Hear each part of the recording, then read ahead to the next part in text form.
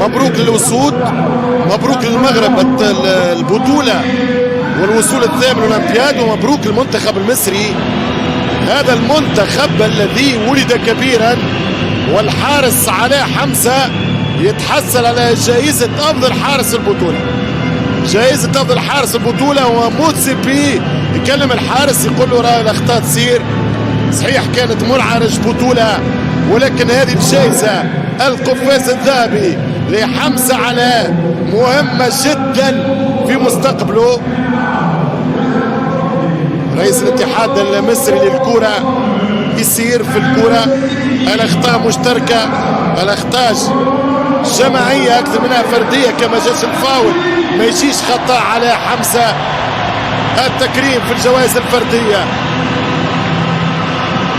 الزلزولي هداف البطولة، أعتقد هداف البطولة، نعم الحذاء الذهبي لهداف البطولة هو الزلزولي عبد الصمد. برشلونة 3 أهداف، سجل 3 أهداف مثل لاعب ايمانويل الغاني، ولكن يتفوق لأنه بالأسيست.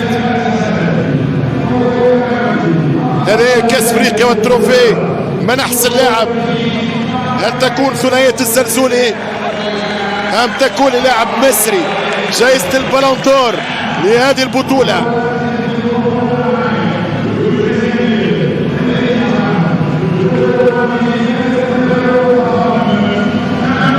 فير بلاي كان جائزة الروح الرياضية للفريق الغيني. ورجل البطولة إبراهيم عادل رقم 10. ليس من فراغ ذكرتك وذكرنا خصالك، لاعب متميز جدا. مصر تربح جائزتين على المستوى الفردي، أحسن حارس وأحسن لاعب. جائزة الهداف مغربية، جائزة الروح الرياضية غينية، الثلاثي الافريقي في باريس، مالي، مصر، المغرب البطل وغينيا. نتمنى لها التوفيق في البراج والملحق.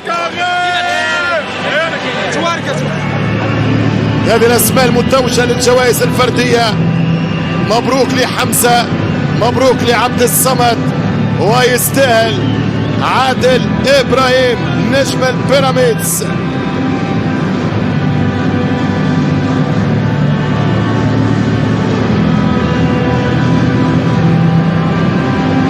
الآن تكريم طاقم التحكيم اللي كان بقيادة الكيني كاماكو.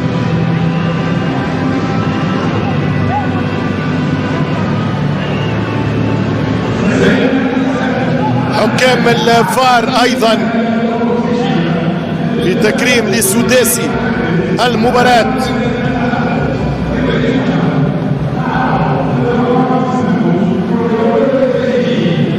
على رأس غرفة الفار كان التونسي هيثم جيرات.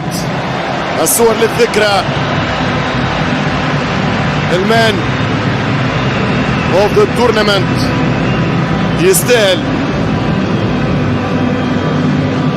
المنتخب المالي بركلات الترجيح في ديربي غرب القارة يصل إلى باريس بعد غياب أولمبي دام سنين. مالي سليف كايتا، مالي النجوم فريدريك كانوتي. مالي اللي عمرها ما لعبت كاس عالم رغم انها امتلكت اجيال وابطال. مالي الاولمبي جيل جديد للكرة المالية من اجل حلم كاس العالم وقرعة الوورد كاب بعد ايام. 12 من هذا الشهر مساء الاربعاء من الكوت ديفوار نتعرف على المجموعات، و9 مقاعد صارت لافريقيا مع نصف مقعد في الملحق.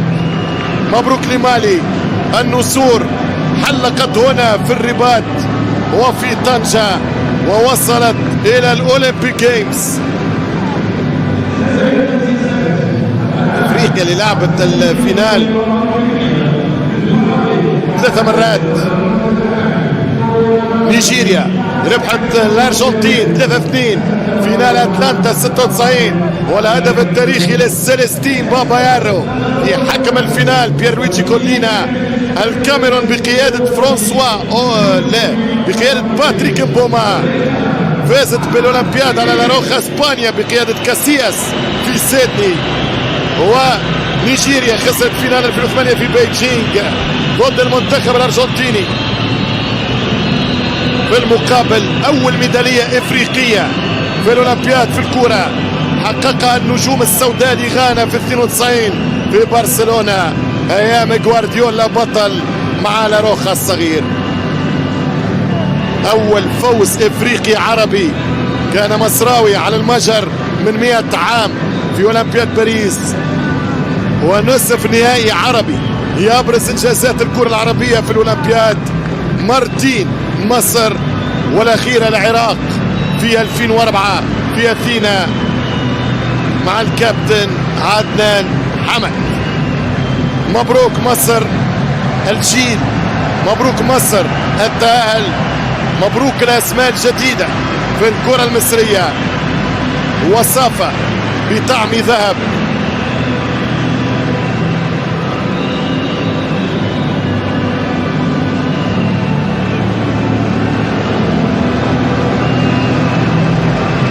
هذا جيل مونديال 2030 ومنهم اسماء ستكون قادرة على حمل المشعل وتمثيل المنتخب المصري في المونديال المكسيكي الكندي الامريكي 2026.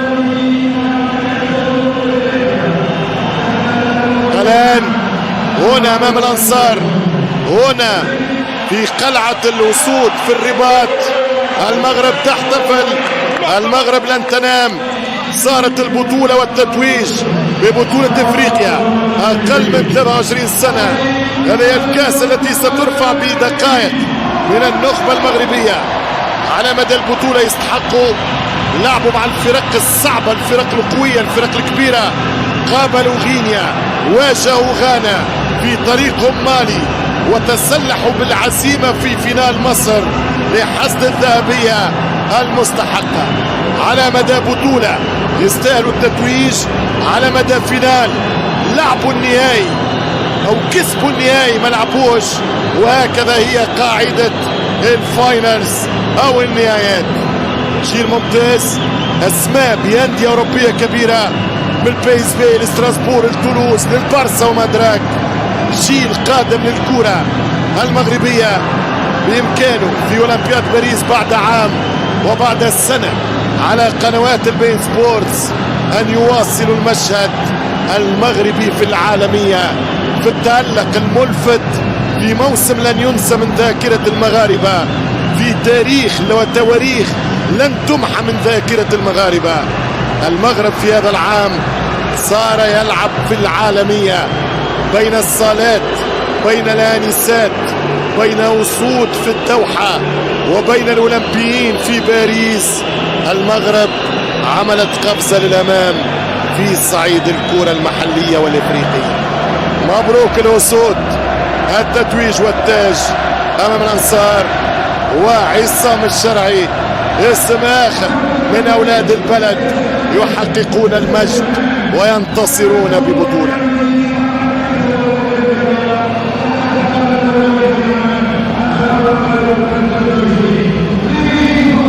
موتسيبي رئيس الجنوب الافريقي للكاف، القائد الزلزولي، سيرفع كاس افريقيا. كاس افريقيا من شهرين للناشئين ضاعت في الدقائق الاخيره للتيرانجا. اليوم المغرب تستعيد الزعامه من خلال الاولمبي في موسم استثنائي للكره المغربيه وايضا للكره السنغاليه التي فازت بالشواطة والشان والكان. الى كان جديد، الى مونديال افريقيا اسمر اخر إلى التقاء الأصدقاء والأشقاء، إلى مباريات الشمال الإفريقي في أفريقيا. هذه بذكريات شيل. إذا معك يا نسير. شيل شيل شيل يا زلزولي شيل. شيل يا زلزولي شيل. كاس افريقيا مغربية، كاس افريقيا اطلسية، كاس افريقيا عربية.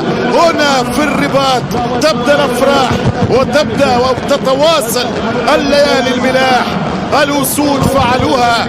مبروك المغرب، مبروك مصر، مبروك مالي. والبطولات القادمة في قنوات البين سبورتس تنطلق بعد لحظات في مشاوير الدوريات، في كؤوس السوبر إلى السوبر ليج، إلى بطولات القارة، إلى كان في الانتظار في ذات الشتاء في 24 إن شاء الله، بين آسيا في قطر وبين أفريقيا في الكوت ديفوار في أرض الفيلة.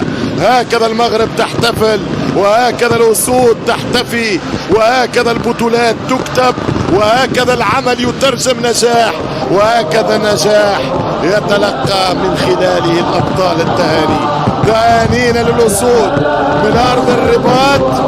نقول لكم أهلا وسهلا ومرحبا نزلتم، وأهلا وسهلا ومرحبا تغادروننا إلى معترك جديد، إلى أفريقيا أخرى، إلى كرة الأبطال، كرة أفريقيا، بذكريات فراس وذكريات خطيب وذكريات طارق وذكريات عتوقة وذكريات متجر وذكريات هيثم مصطفى وجاجارين، وبذكريات المرابطين، وبذكريات العيساوي والتايب، وبذكريات الأشقاء في كل مكان. فرحة والسهرة. الليلة ليلتهم كانت في الرباط، وغدا القرعة، غدا المونديال وما أدراك. زميلي طارق الحماد لك الكلمة، وهذه أحلى صور الختام، الكرنفال المغربي في الرباط.